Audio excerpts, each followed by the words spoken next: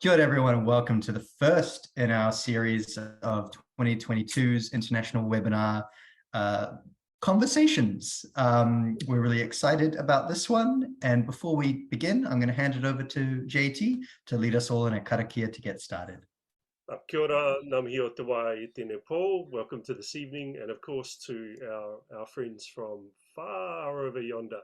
Morena tātou, good morning to you all. We will kick off now with our karakia, a traditional Māori incantation which opens our space, fills it with a sense of wairua that we want to take forward, the spirit and the energy. Kia uki te wairua toi, be one with the creative spirit. So I'll kick us off right now. Onihia te pō whiri marama, tomuki te ao whatu tangata, tātai ki runga, tātai ki raro, tātai ahorau, haumi e, hui e, tai ki e. Quick translation: from confusion comes a light of understanding. From our understanding of the world comes unity as people. We are interwoven with what is above, what is below, and what ties us together. We are interconnected, allied, together, moving forward as one. Kia ora. Kia ora. Thank you, JT. So welcome. I'm Izzy. I'm the creative producer here at Touch Compass. My pronouns are they, them. Quick audio description of myself. I'm a Pakeha person with long brown curly hair, which you can't see because it's tied up behind my big black headphones. I'm wearing glasses and a dark sweatshirt. Behind me is the Touch Compass logo, which is a black circle with the words Touch Compass written in white in the inside. Once again, welcome to our second annual International Webinar Series. We're really excited to be speaking with Kimberly, Harvey, and Charlotte Darbyshire. Before we get started, though, I do have a little bit of housekeeping. First of all, if during the conversation, if you could please keep your cameras and your microphones off. That will just really help us keep the whole thing managed. At the end, when we get into a Q&A session, we'll invite you all to turn your cameras back on and unmute yourselves. If you want to see your screen with just the people talking and not all the empty squares of people with their videos turned off, up in the top right corner on the view button, you can click on that and click hide non-video participants. Makes for a nicer image to watch. If throughout the webinar you have any questions or concerns at all, please feel free to send me a message over the chat, either to myself or to Zan. If you're joining us over Facebook Live, also welcome. Zan will be monitoring that chat, so if you have any comments or questions, please put them in there. And also, today we have two NZSL interpreters, Kelly and Fran. They'll be interpreting through the whole piece and will be pinned so that you never lose their video. And last of all, for those, we'll be posting this webinar on Facebook and YouTube in the coming days with a full caption transcript. So those of you who aren't watching live and are catching this later on, welcome and thanks for watching. So again, if there's anything else we can help with, message me or Zan and we'll take care of it. But without any further ado, I am so pleased to introduce Kimberly, Harvey, and Charlotte Darbyshire of Candoco, and Dr. Suzanne Cowan of Touch Compass, who will be discussing with them. So thanks, Suzanne. I will leave it to you from here. Kia ora. Welcome, everyone. It's great to be here tonight. My name's Suzanne Cowan.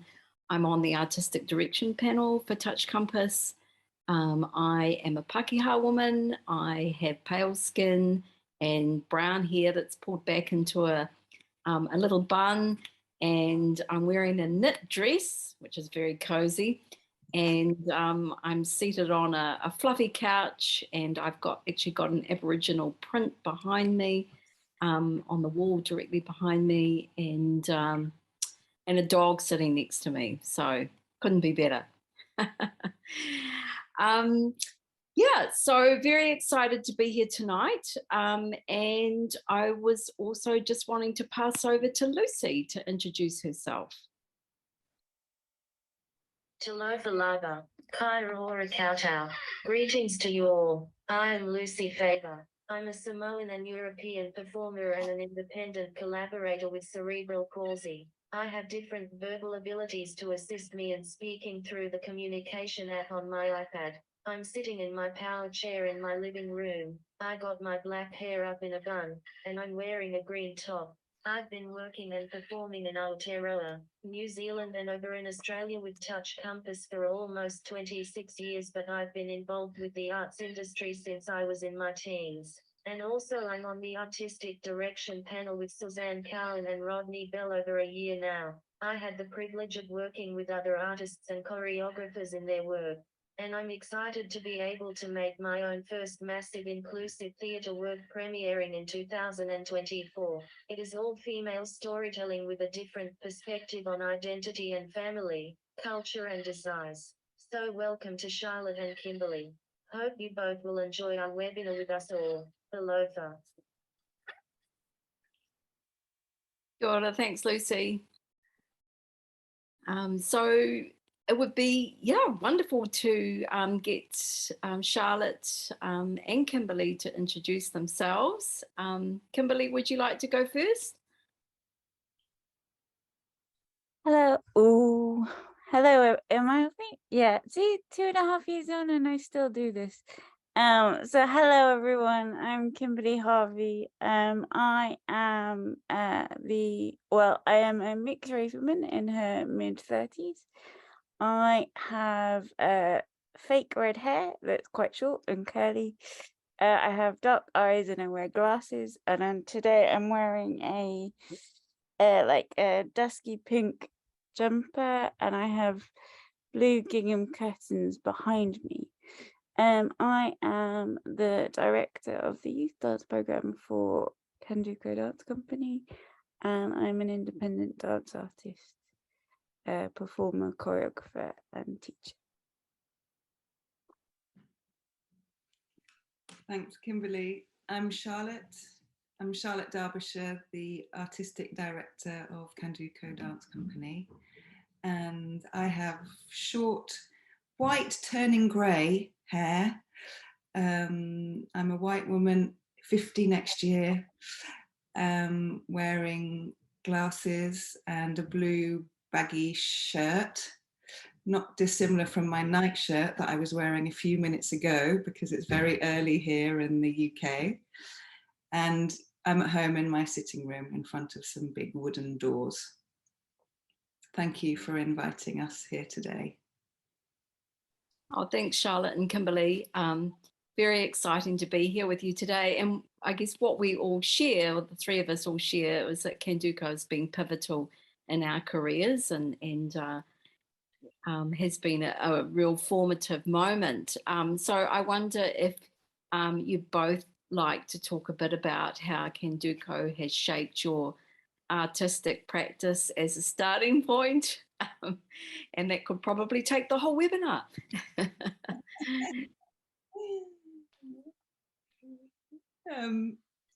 Who shall go? Kimberly, do you want to go or shall I? Go on, Charlotte. I think you should start this one. Well, it is a big subject. I had the privilege of being a founder member of Candoco 31 years ago as a young dance student. And so I have been involved with Candoco since the beginning of their journey and was very much part of its evolution, coming into form in the early 90s, which was an incredibly vibrant and a time when a lot of things felt possible, which is starkly different in some ways to our experience of the last few years. So yes, I was with the company for the first 7 or 8 years and then went on to work independently in various different companies, teaching and making my own work and performing. And of course, you know, launching my career with Candoco has influenced everything. I mean, for me, inclusive practice has always been best practice. I'm learning and continuing to learn all the time. And it's an inclusive environment, or a diverse environment is the environment that I choose to work in, whether within Candoco or independently. For me, it is full of possibility and richness and learning. So yeah, for me it's quite difficult to separate Candoco from my own personal journey. They're sort of interwoven, as indeed we all are, which I really appreciated about the kōrero opening this morning. So yeah. Thank you. We swap interpreter before the next question, please. Thank you. So my journey with Candoco, it actually started with Charlotte, because I started in the first workshop for Candoco's youth company 22 years ago, and Charlotte was the lead teacher on that residency week. And so Charlotte and the teaching team of that week, that was my first experience, not only of Candoco actually, but of inclusive dance and inclusive dance practice. Up until that point, I think I'd been very lucky in that I'd seen arts and I'd seen dance, but it wasn't something that I had thought I could be involved in. I went on to be part of Candoco's youth company for, I want to say 10 years or so. And within that time, I also began sort of realizing that that was a career I wanted to pursue. I basically, once I became aware of Candoco, I never left. So I had the benefit of being part of a lot of the education programs, which was actually how I got my dance training, through a lot of Candoco's education programs at the time. I then became an associate artist with the company, and working as an independent dance artist, became an associate artist for the company, teaching for the company nationally and internationally. And then 2 years ago, I got this job. So yes, I came 22 years ago and I just haven't left, basically. Hooray! Yeah. And so what is it about Candoco that, Kimberly, that you haven't left? Tell us, why is it that you've stayed with the company, and how have you seen the company evolve over those years? It must be such a rich history you have with the company, wearing lots of different hats. So It is. why are you still here after 30? I think the reason I'm still here is that I think fundamentally, I think it's because of the people and because of the way they communicate this ethos of genuinely believing in the richness of diversity and the richness of difference, and an excitement around what is possible when different people get into a space together. And this is similar to what Charlotte said. In a way, this is a world and an environment that I could be in, can be in, that feels very different to actually, I'm going to use inverted commas, normal life. Or it feels like and I know a lot of people in the arts say that, but I think I found a kinship with Candoco, and I think with a lot of the artists and a lot of the teachers and also fellow participants, that led to opportunities that would never even dawned on me had I not found this place. I would be a very different person. And how about you, Charlotte? I mean, you've cycled round. You started out with Candoco, and then you've come back as artistic director after going off and working independently and with lots of different companies. So what's brought you back? And yeah. Yeah, lots of things. I mean, I have to say my coming back as a co-artistic director was quite an unexpected shift.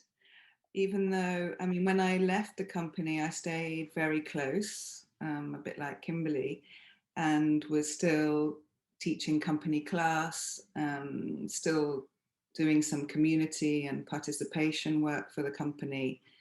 So I was always in conversation with Celeste and then Stina and Pedro, the next generation of artistic directors.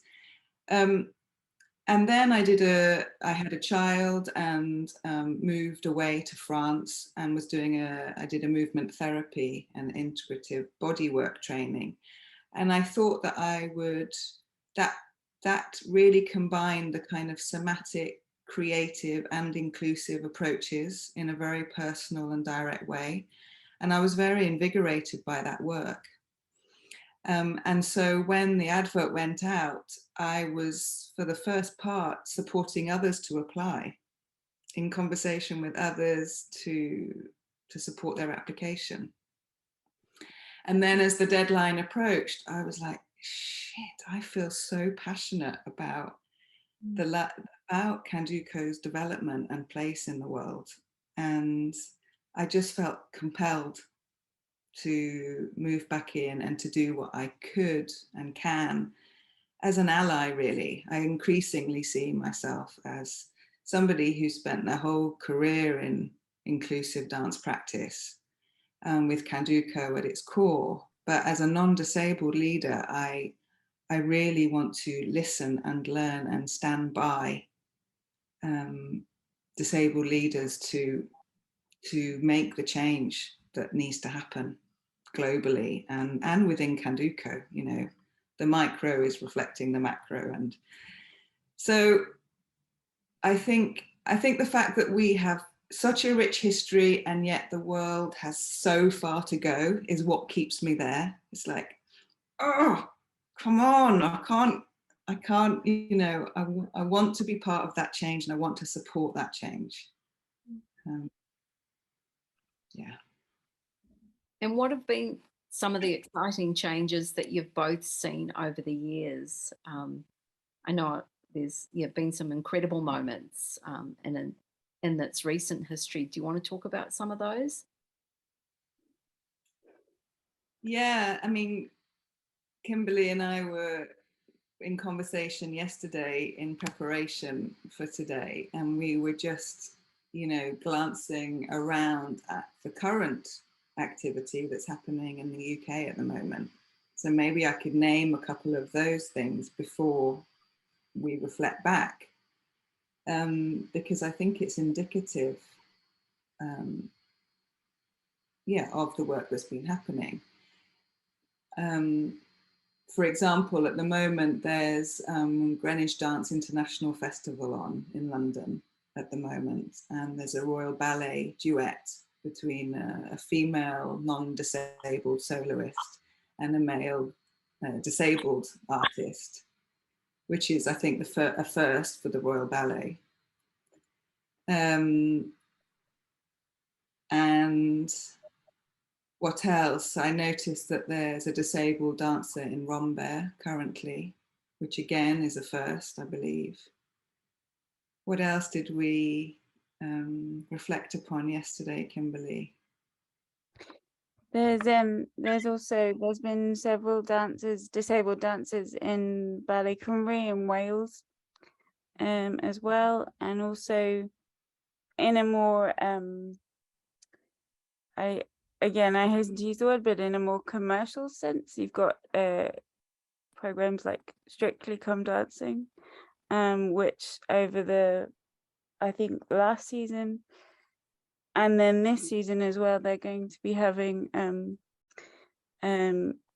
disabled or Paralympic athletes participating in it, which I think possibly, I'm not going to say it solely because of Candoco's presence on Strictly a few years ago, but absolutely I think that plays a huge part in it. To see a company like Candoco on a widely seen program like Strictly Come Dancing, I think is quite huge in terms of exposure and profile. Yeah, unexpectedly, Candoco's presence on Strictly really did touch me as one of those milestones. It wasn't something that I was personally so excited about because I really, you know, for me, dance is an art form, and I think it's really important to be represented and given space and visible in the mainstream. But, you know, the work that we were creating at the time was more exciting to me personally than the work that we did on Strictly. And yet when it went live and we were in the TV live audience, the kind of public response was so charged and electric. It reminded me of the very first response to the very first piece that we did at the Ballroom Blitz in South Bank in London 31 years ago, where we shared a piece we'd created in that week's residency. And there was the same charge and excitement and energy, which really touched me. So I think to be the first integrated and contemporary company on Strictly was a milestone. And of course, there are events like the closing ceremony of the Paralympics or the opening ceremony of the Winter Olympics. I mean, Candoco has had the privilege of being in a lot of very visible leading places. I think what's perhaps more interesting to talk about is that the change that we're seeing, that we've named, is all on the level of performance. You know, it's the visibility of disabled performers. And I think what interests me more is the stuff that's perhaps less visible, which is the emergence of disabled makers, of disabled directors, of disabled leaders. And some of those, you know, it feels to me that the real movers and, you know, the people that are really making the change are the independent artists that are really pushing for radical change through their thinking, advocacy, activism, and also through their artistic work. So that's you know, that for me is where the real change is happening. And it, you know, it takes by the time it trickles into the mainstream, it's sort of polished and packaged, and a few ripples away, you know. Yeah. Tell me a bit about some of the, well, Kimberly, why don't you tell us about your work? You're an independent maker.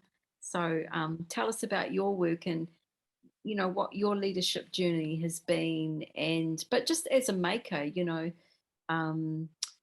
what kind of an aesthetic have you been pursuing over the years, and how has that been shaped over the years, and how has it shifted and changed? I think I am a very, I love making and performing, and what for years I didn't call myself a maker, even though I was making. It's only maybe in the last 4 or 5 years that I've started to consider myself a choreographer or a maker. And I think that's really interesting, like when you give yourself that permission to have that title, as it were. I think I am not a maker that I think I'm quite a quiet maker, and I like making small work. I like making personal work and when I say personal, Yeah, not too bad, thank you. I like I making know. sort of meets people, so it doesn't necessarily have to be personal to me, but it's I find that hopefully I find ways that it meets people. So I do make live work, but I also like making film. All my work, everything I do actually is relational. Relationships for me are fundamental to everything I do, whether that be the relationship to myself, the relationship to another human being, the relationship to dance as an audience, the relationship to the space, to the floor, to the world around you. So everything starts with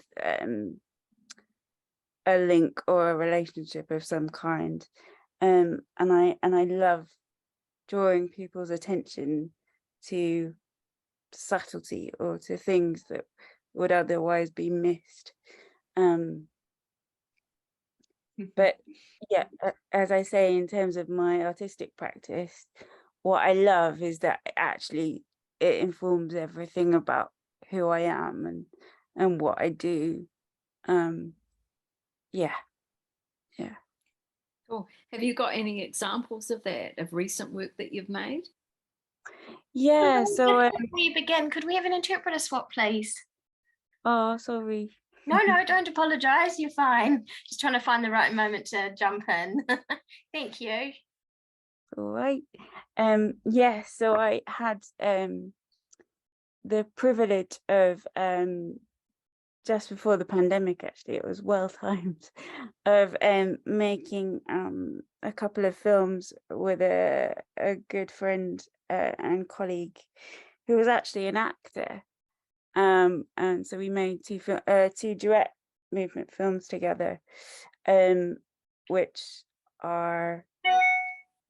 again, it's like, for example, one of them is solely focused on our two faces that are existing one above the other, and that's the film, and the details of the face and almost the choreography, I suppose, of two faces in relation to one another. And working on those two films, again, they are deliberately very understated, but also what I love about those films is that they're based in play and what it means to be with another human being. And as I say, that was just before the pandemic, so actually yeah, it was well timed for the 2 years that were to come, to have a record of a practice before the pandemic, and then yeah, as a way of looking back on it, it's then quite, yeah, it's interesting again, because I think our worlds have shifted so much since then as well. And has the pandemic shifted your work? I think so. I think I now have questions about where my work sits and how my work sits. I think particularly in the UK, and I'm in London. I think London has changed dramatically for dance artists. There's been, or it feels like there's been, a mass exodus of artists in London, and so I think there is a real, as an artist, I think there's a real question of where your place is and where you choose to put yourself now. I think there's a very conscious thing now around where we choose to place ourselves, and acknowledging that we have a voice, and where we choose to put our voice, I think feels really crucial. I think because of various things that we've seen in the pandemic relating to moments where people have been invisible or not heard or not seen, you know, there is a real choice now for us as artists around what we're doing and where we're putting our energy and our both individually and I think for Candoco as well, it sort of makes us look again and again and evaluate and think and question again, which is what I love, that it comes back to this And when I say question, it's not this sort of aggressive questioning, but a gentle but rigorous questioning that is what keeps everything taking over. Because the minute we sit back and go, oh, we're sorted, actually, whether that be as an individual artist or as a company, it would be pretty boring, because it's like actually what is interesting is the not knowing, or the curiosity, or the continuing to grow in some way. Absolutely. And Charlotte, if you were to talk about the aesthetic that's been emerging from Candoco over the years, how would you describe it, and how has it shifted and changed? I mean, has it shifted and changed after post-pandemic? Well, not really post-pandemic, are we? But, you know, in the last few years. Well, it's interesting, isn't it, to talk about the aesthetic, because as a repertory company, you know, Candoco has always been a repertory company, and which means that we commission choreographers from the outside, if you like, from all over the world to work with what's usually a company of 7 disabled and non-disabled dancers. As you know, Suzanne, you were one of them. We've not spoken so much about that. And so in a way, I'd say there hasn't been a fixed aesthetic, because each artist has their own artistic voice and draws out and shapes a different aesthetic with each work. That said, I think Celeste, right from the very start, because she was before she became disabled, she was a professional dancer, and she was very embedded in a network of leading artists at the time in the UK. It was very important to her to bring a very, well, the production values of the work, you know, the framing and the attention to light, sound, costume, you know, was very important, and to make sure that we were getting the same kind of resources and platforms as other non-disabled companies. So in that sense, I think the aesthetic came from a kind of non-disabled or established world. And I think, you know, what's happening now is that, you know, for me, we've just commissioned 2 new works. We've just worked with Annie Hanoa, disabled artist who also danced for the company, and with Seke Chimutu Wende, who is a Black artist based in London. And of course, what's emerging from their work is a subtly different aesthetic. And I think with the increased amount of disabled makers, that is going to shift. And I'm excited to see that. So I guess the kind of Candoco had a sort of winning formula, which was to bring huge international renowned choreographers to work with our company of fantastic and diverse performers. And now we're in a period of change where it's more about amplifying a whole range of voices, including disabled makers. So I think the aesthetic is going to change, and access is moving centrally rather than access is informing the aesthetic, and which I'm learning about, as we work with different artists. And that is going to impact on our values and our understanding of what we think is quality work. And again, that is a shift, and an exciting shift. Yeah. Kimberly, does access, is that a starting point for your creative process? I think yes.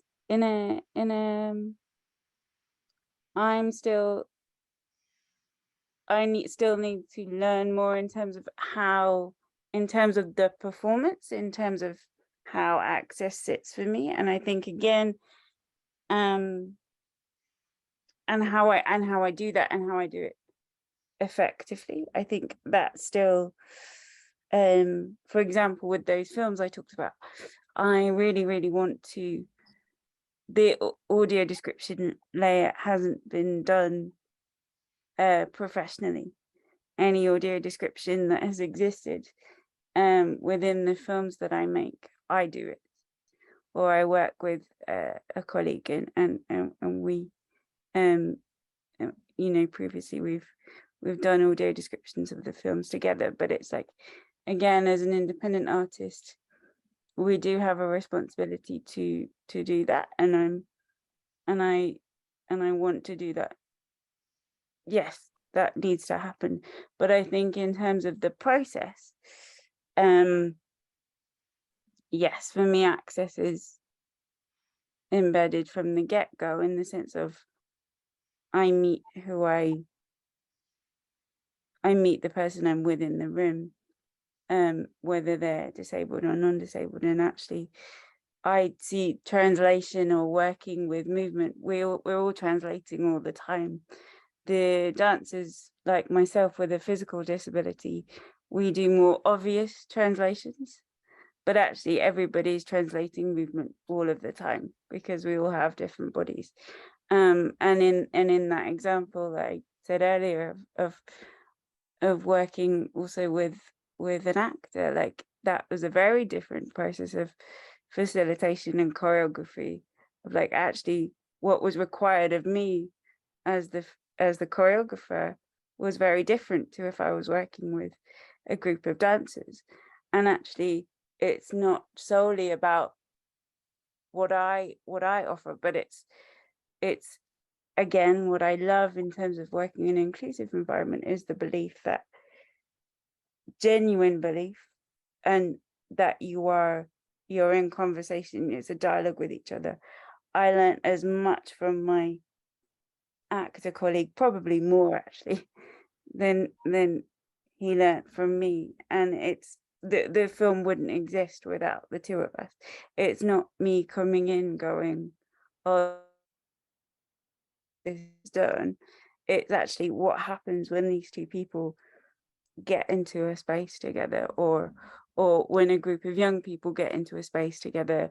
When I'm working with Candoco's youth or young dancers, or when they were the youth company, it's, you know, we might have an idea of the piece we're going to make, or the idea of how a session is going to pan out, and we've planned it meticulously, but also we have to be ready to respond to what happens there and then, and to the needs in the room.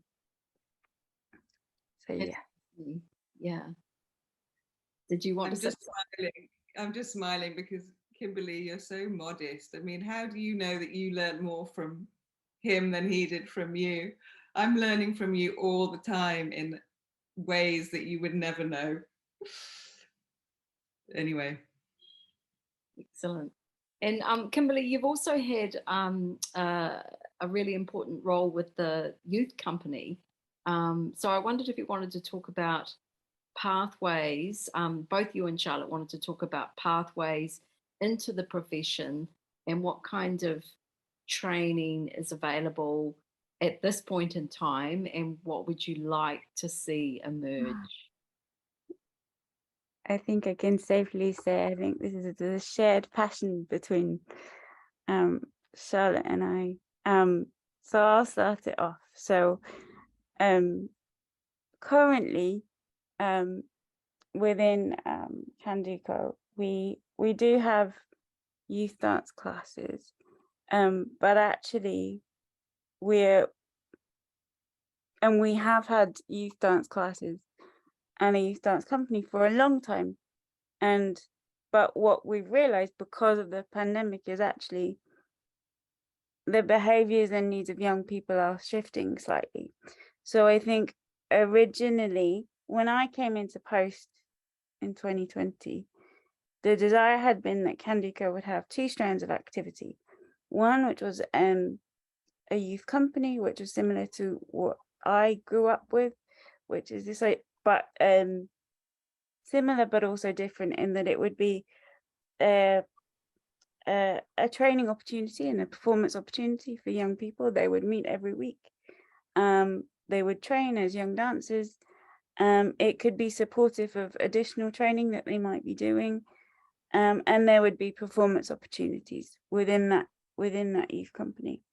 And then alongside that, there would also be the more recreational classes where there would still be skill building, there would still be coming together to dance, but it was less intensive, and with the focus on the sort of here and now and what we do together in that moment.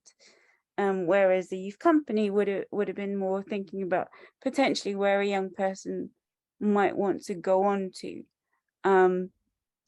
But what we have realized is that actually the weekly setup for classes for young people currently, well, we're not really post-pandemic, but is tricky. That regularity for young people in the UK, and I would say particularly young disabled people in the UK, we haven't refound that yet. So actually what Candoco is beginning to do and to think about is this idea of young persons projects.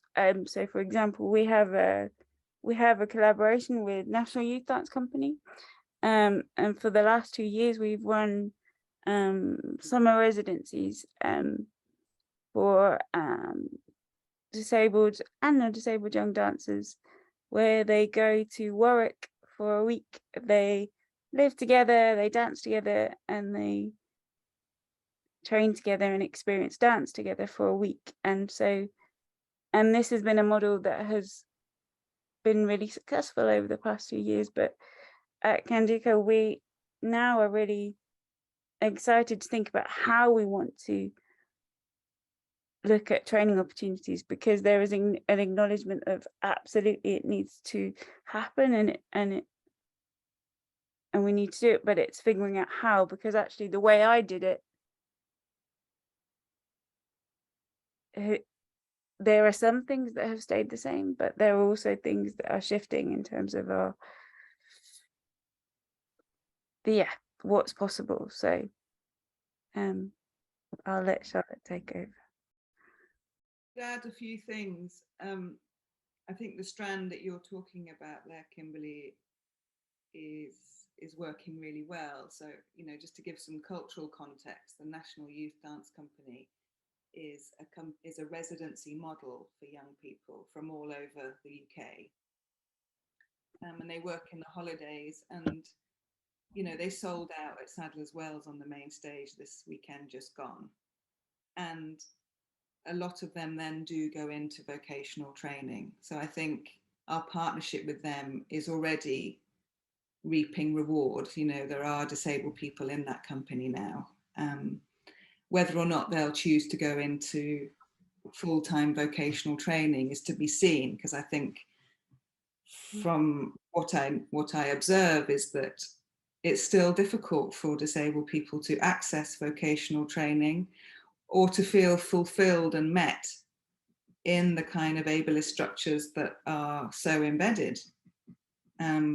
And I'm sad to say that, because I worked at Laban and the London Contemporary Dance School for 10 years as a tutor, but it's so deeply grooved that some of the work that's happening now is to really dismantle some of those structures and to think afresh about what actually a dancer today needs. You know, I think the traditions are so steeped that we're all needing to ask ourselves those questions and put different people at the helm to ask to lead that process.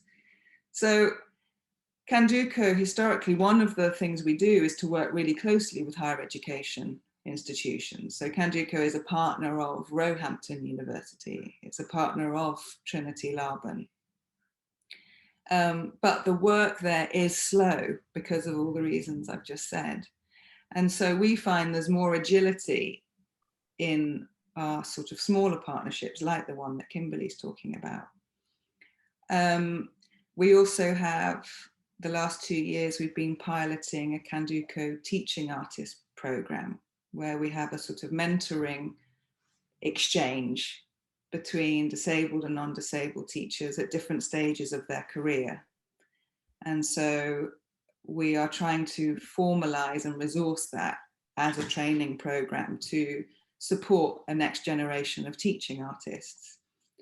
And for example, the next February, March, we will do a 4-week period dedicated to choreographic research. And so how do we again nurture and support the development of disabled and non-disabled makers? Because I think it's very clear how we have contributed to the development or to the sector in terms of performers, you know, like yourself, Suzanne. Nearly all of the performers that worked with Candoco have gone on to be leaders in their own right. Kimberly, you know, I'm looking at 2 of you now. And the list is endless, whether there's teachers, makers, directors. But we haven't done so much to train choreographers or to train teachers. And this is where the emphasis is now for us. And so Kimberly and I were talking yesterday about, you know, Candoco is a small organization and we're going to have to get smaller with the financial situation as it is. And yet our reach is huge. So we have to think really strategically about where we put our energy, and some of what we've been doing, others need to do. We need to push others to do it, you know, and support others to do it so that we can put our energy really where our skills are. And we were talking yesterday about, you know, an MA program. I'd really love, Kimberly and I would love Candoco to be running its own performance training company that qualifies artists and really gives them direct experience of making and touring work before they enter into the industry. So yeah, progression routes and pathways is really central to what Candoco is thinking about and doing. Excellent. Can we have an interpreter swap? Just 2 seconds. Thank you. Brill, thank you. And Charlotte, did you want to talk a little bit about, you know, your position at the moment as, you know, we're sort of in this climate of foregrounding disability leadership, not necessarily, I'm not sure exactly what the ethos is with Candoco at the moment, but, you know, we talked a little bit about your role as being the artistic director, as someone who identifies as non-disabled. And yeah, just do you want to talk about where you sit with that and how that kind of plays out in the current environment? Yeah, thanks, Suzanne. I mean, speaking honestly, it's hard, and I'm hanging in there. I think, you know, when Ben Wright and I applied for the job, it was a very different world. But the minute we arrived, it was very clear to us that we needed to be a disabled, non-disabled partnership to really be at the helm of Candoco as a disabled, non-disabled company. And so Ben quite quickly left to make space for that. And it took time to then invite a disabled associate artist, associate director, which, as you may know, was Dan Dorr for a short time. But what we realized when Dan Dorr was co-leading with me is that, well, I think we learned lots of things, and Dan also left quite swiftly, because I think, you know, he particularly, you know, he can speak for his own experience out in the world, but I felt that we were navigating a pandemic when he joined. We were working on Zoom, so we were lacking that personal connection and support. But also he was the only one of the leadership team that was disabled, unless we were working with Kimberly on the learning program. And it was too much for one person to carry. And so much, it was just such a stressful period. So we had a disabled chair at that time who has had to step down for ill health. And so, to be very honest with you, I'm trying to support and steady the ship while we get disabled leadership. At the moment, we're recruiting a majority disabled board of governors, and searching for a disabled chair. The deadline's Sunday, so if you know of anyone, do send them our way. And then over the next year, we really hope to have a majority disabled leadership team at Candoco. And then I can reposition myself. And I don't mind if that's as a co-director or as an assistant director to a disabled leader. You know, I want to use my experience to support the direction. And yeah, it's increasingly difficult for me to, well, A, do this alone, because I have huge gaps in my lived experience, even though I have vast professional experience, but also to be the face of Candoco at this very politically charged time, yeah, is difficult. But I'm trying to swallow my ego and hang in there until we can make the changes we want to make. Sure.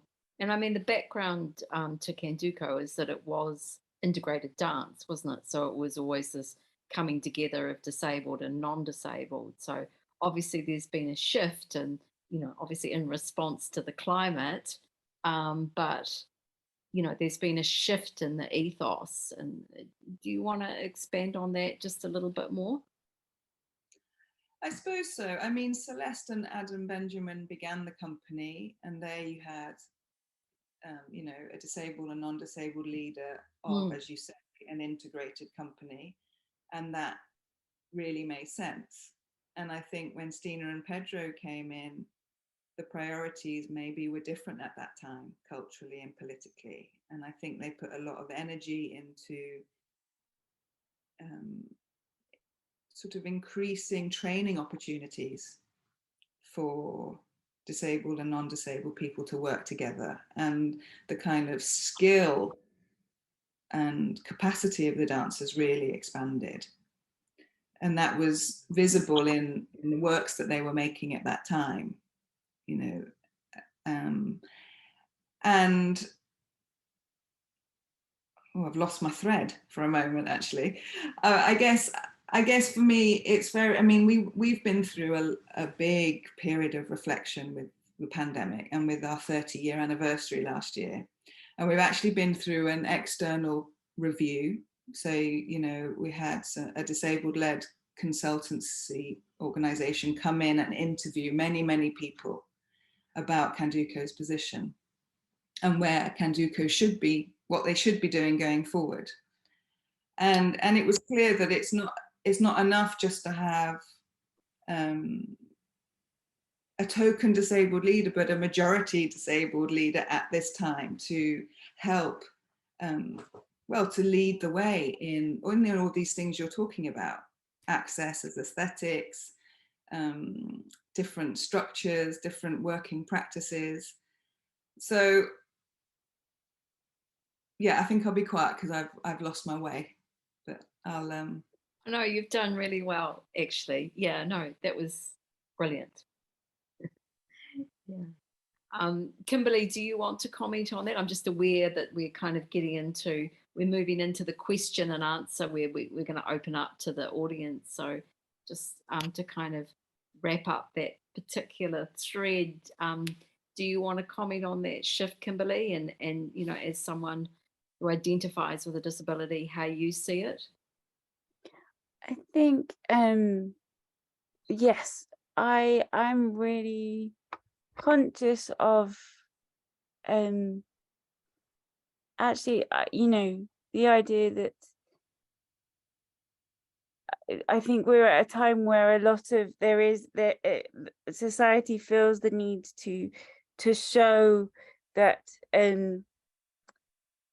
people who are generally considered to be in a minority in some way are actually at the forefront, and can be at the forefront, and I absolutely agree with that, and support that, the idea of equity of opportunity, and that we need to work to do that. However, I also I'm really passionate about this idea of that just because you are a minority in some form, that you don't just get put in a position because you're in a minority, and then I love the idea that actually we don't have to exist alone in these structures. It doesn't have to be solely one disabled leader. It could be actually, as Charlotte said, a disabled co-leader working with a non-disabled co-leader, or this idea. Again, I suppose I want there to be more of the coming together. So actually we don't have to exist as, oh, now it's, this group of people's turn or this group of people's turn, but actually, yes, equity for everybody, but actually then, and those that want to do it on their own, absolutely go for it. But actually, if you do want to do it in tandem with others, that should also feel like a exciting and viable and just as worthy possibility. Absolutely. Yeah. And I guess it's a tricky balance sometimes, because it's sort of like, what does that leadership look like? And I guess we have a traditional, and Kate Marsh has talked a lot about this, what does disability leadership look like? And we have this a template that you have to be at the forefront. I mean, it has to be, you have to be the one speaking, and unless you're at the front leading, then it's not authentic. So, but yeah, what other ways are there of modeling disability leadership that are also authentic, but perhaps more completely interdependent? Yeah. It's a tricky question. But anyway, we need to kind of open up to other questions. And also, I just wanted to note that Lucy had a question for Kimberly and Charlotte. And Lucy says, will you both leave Candoco after you think it would be strongly in the hands of a group emerging generation artists and leaders? So would it, if there was a strong group of emerging disability leaders, artists and leaders, would you leave and feel like your work is done? I guess I'm interpreting. Is that what you mean, Lucy? Yeah. I can have a go, Kimberly. The truth is, I don't know, because for me, as Kimberly said, I'm very interested. I work very relationally as well, and intimately with people, and I need to work honestly and in conversation and all of those things. So for me, it would totally depend on who those leaders are and what they would like. I'm quite fluid in my being and in my thinking, and I'm very able to reposition myself in relation to people. And so I never wanted to be in this position on my own. I've always grown in dialogue. And so I think if my experience and passion for the company is of use to a new leadership team, then I would like to serve that. I would like to do that. And I don't know in what shape or form that would be. If it's not, then I would happily step back. I mean, I have to say, I am missing aspects of my own artistic practice under the challenge of, holding this position through this transitional phase. So I wouldn't mind stepping back. But at the same time, I'm not going to do that unless I feel that Candoco is in a stable and supported place. Absolutely. Yeah. And Izzy, we're now opening up the floor to other people. Yes, thank you, Kimberly and Charlotte, for your wonderfully considered conversation today. I see Trish, you have your hand up. Did you have a question?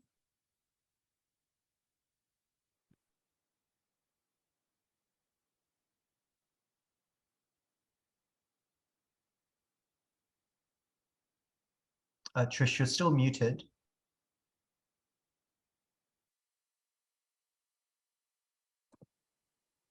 Hi, my name is Trish McQueen.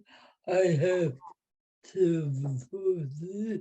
I'm really interested when you were talking about ballet. I love ballet. What's good? That's for the whole. And my question, you had a young guy come to you from New Zealand that can Armstrong.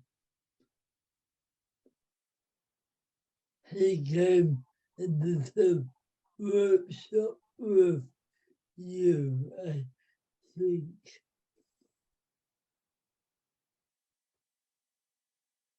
Sorry, I was pausing for you, Kimberly.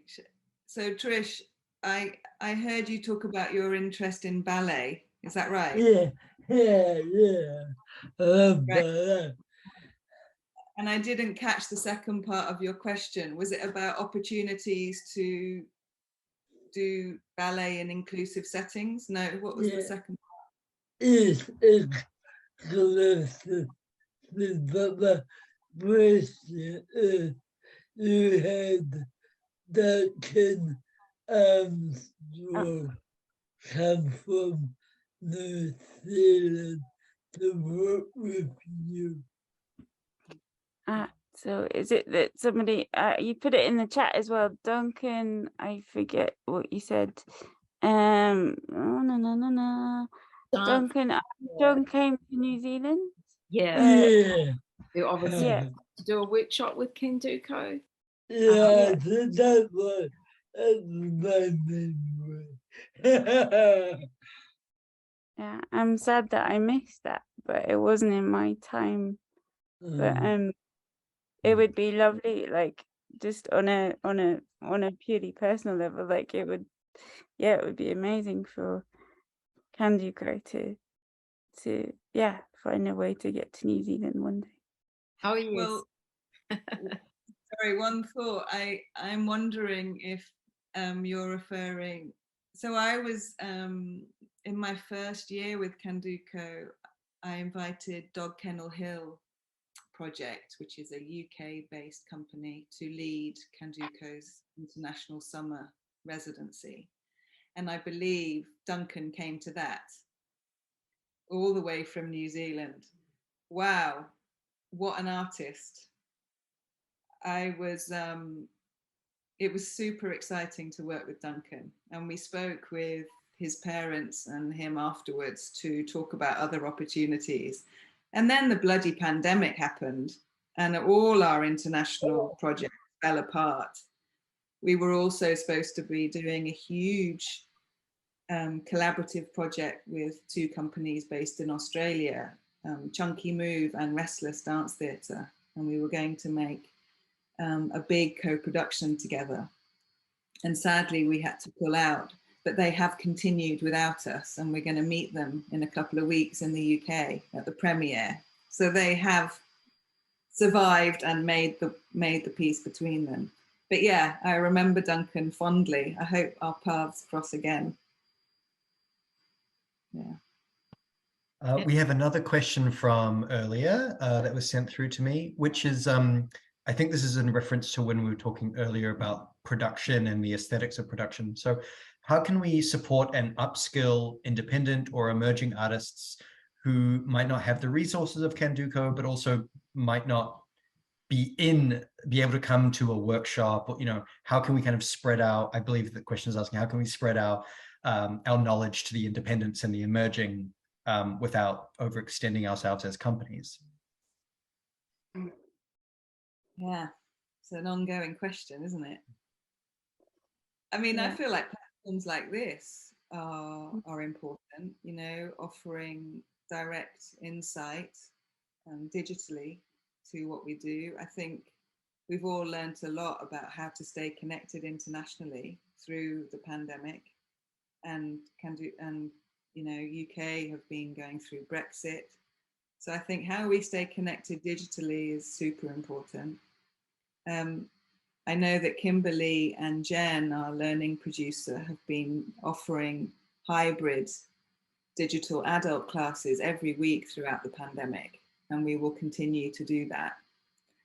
And I think when we talk about centering access, you know, I mentioned earlier that we're recruiting a new 4 new trustees, and I think we'll consider, we may well keep all our board meetings online,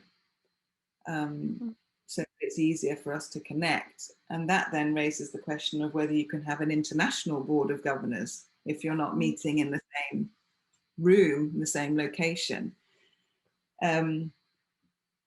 But one other thing I wanted to say before, see if Kimberly has anything to add. I think right now, I feel that Candoco should be really sharing our experience, privilege, resources with others in the independent art sector. So, for example, we've been given a platform in London to perform in a smaller, more experimental theatre, which sits alongside Sadler's Wells. And so as part of that curation, we will, each night we will invite an independent artist who is a friend of Candoco's to perform their work.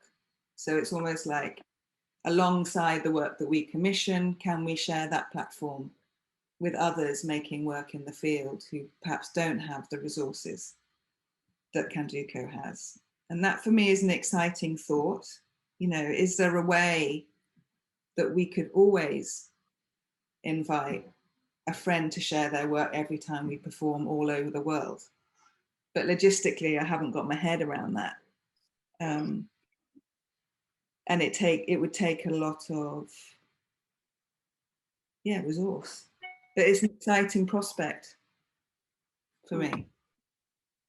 Absolutely. And I think, you know, you mentioned that, you know, Candoco has often been expected to be a lot of things to a lot of people. And I guess it's just sort of honing, you know, perhaps what's the priority at this point in time, because you can't be everything to everyone.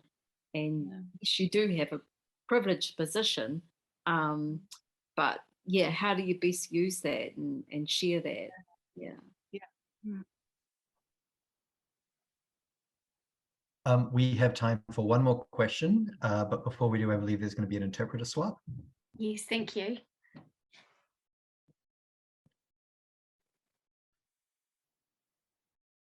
And so, yes, we are short on time. We've got a few more minutes, but I'll pick the biggest question for the shortest amount of time. You said it was Candoco's 30th anniversary. So what's next? What's going on for the next 30 years then?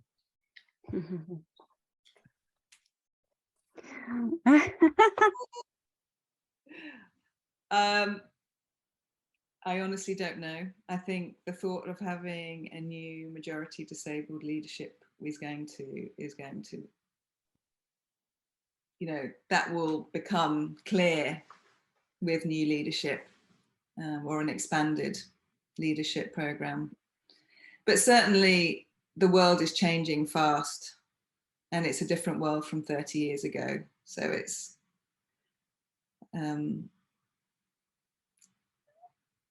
yeah, I hope it will be a very different place, you know, politically, ethically, ecologically. Yeah, I hope we're not fighting to be seen and heard. I hope that there is genuinely more equity and opportunity to live and be alongside each other in all facets of who we are, individually and collectively. I hope we can work together more harmoniously. But I don't know, Kimberly's wiser than me. I'm sure she's got something else to say. Not really. I would echo what Charlotte said. I hope Candoco isn't fighting for our position, and I hope that there is more a sense of celebrating the working together that we do to amplify everybody. And I'm excited to see what Candoco does in the next 30 years. And I'm excited to see who we meet along the way.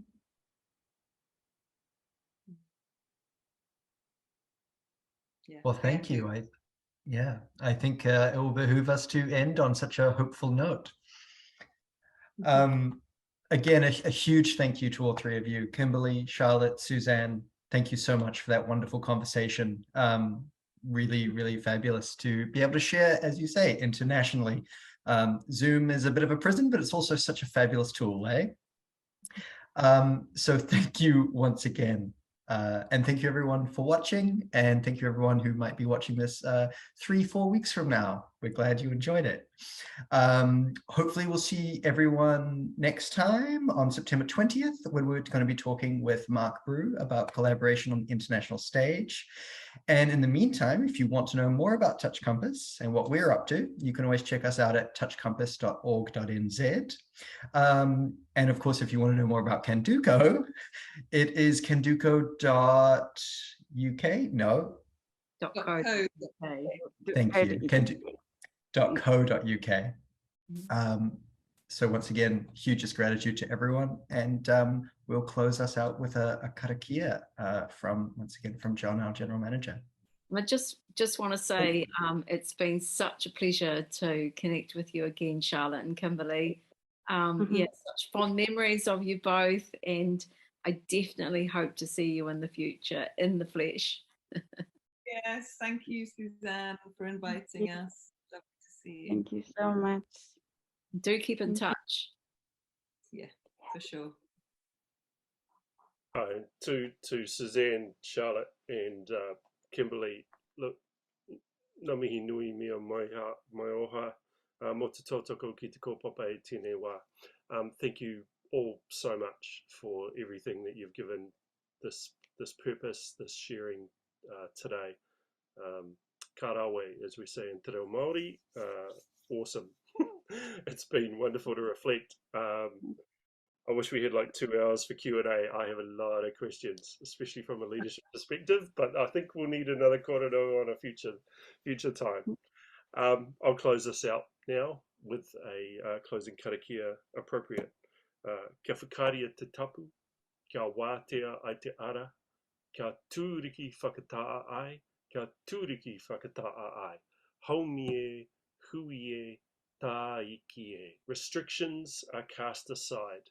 The path is now clear for us to return to our everyday activities, allied, together, as one. Kia ora tātou katoa. Ngā mihi nui e te wā.